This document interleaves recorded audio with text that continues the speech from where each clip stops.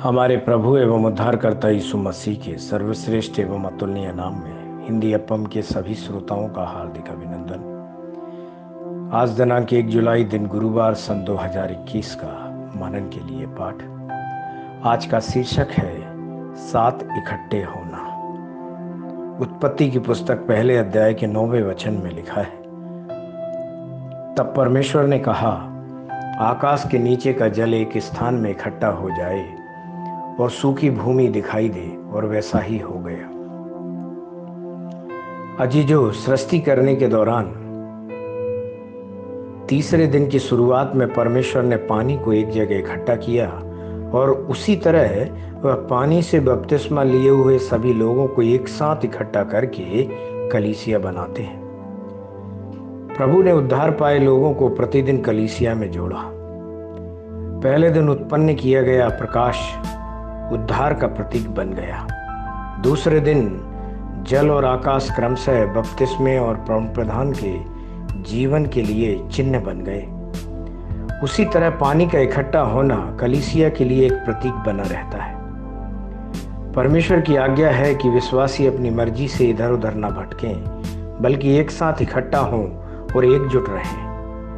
पवित्र शास्त्र मसीह को सिर के रूप में और चर्च को शरीर के रूप में वर्णित करता है। आपको उस कलीसिया से जुड़ना होगा जिसे परमेश्वर ने अपने लहू से अर्जित किया है, और वहां उपस्थित परमेश्वर की संतानों के साथ जुड़ना है।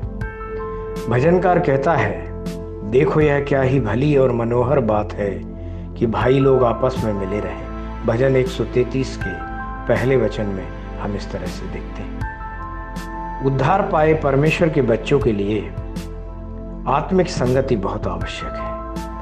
पवित्र शास्त्र कहता है, एक दूसरे के साथ इकट्ठा होना न छोड़ें, जैसे कि कितनों की रीति है, पर एक दूसरे को समझाते रहें। इब्रानियों की पत्री 10वें अध्याय के 25वें वचन में हम इस तरह से देखते हैं।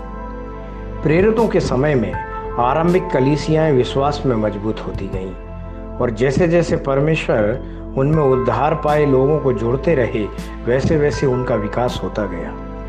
जैसे जैसे आत्माओं की फसल की कटाई की जाती है, वैसे वैसे विश्वासियों की संख्या बढ़ती जाती है। जैसे जैसे विश्वासियों की संख्या बढ़ती है, कलीसियाएं बढ़ती जाती हैं। जैसे जैसे कलीसियाओं की संख्या बढ़ती है, परमेश्वर का राज्य पृथ्वी पर बनता है।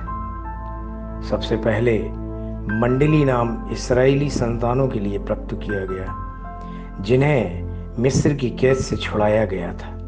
ये वे थे जिन्हें परमेश्वर द्वारा चुना और अलग रखा गया था। वे परमेश्वर की विरासत और अंश हैं। जिस तरह पानी की बूंदें एक धारा बनाने के लिए एक साथ जुड़ती हैं, उसी तरह विश्वासियों ने परिवारों के रूप में उठकर दिव्य चर्चों का निर्माण किया।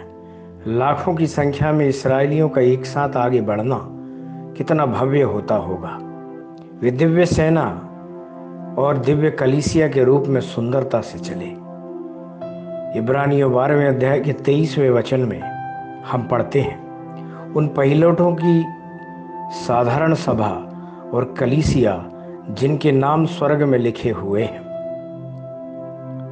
परमेश्वर के प्यारे बच्चों, आप दुनिया भर के विश्वासियों के साथ जुड़ गए हैं और एक महान सभा के रूप में आत्मा से एकजुट हो गए हैं। आपके लिए मसीह की देह के रूप में देखा जाना क्या ही शानदार बात है।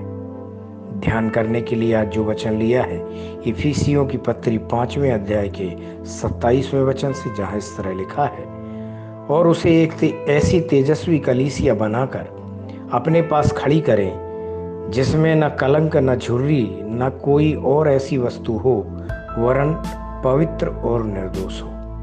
परमेश्वर के इन वचनों को पढ़कर, सुनकर, मनन करके इनके अनुसार अपने जीवन को जीने पर परमेश्वर आपको बहुतायत से आशीष देवे।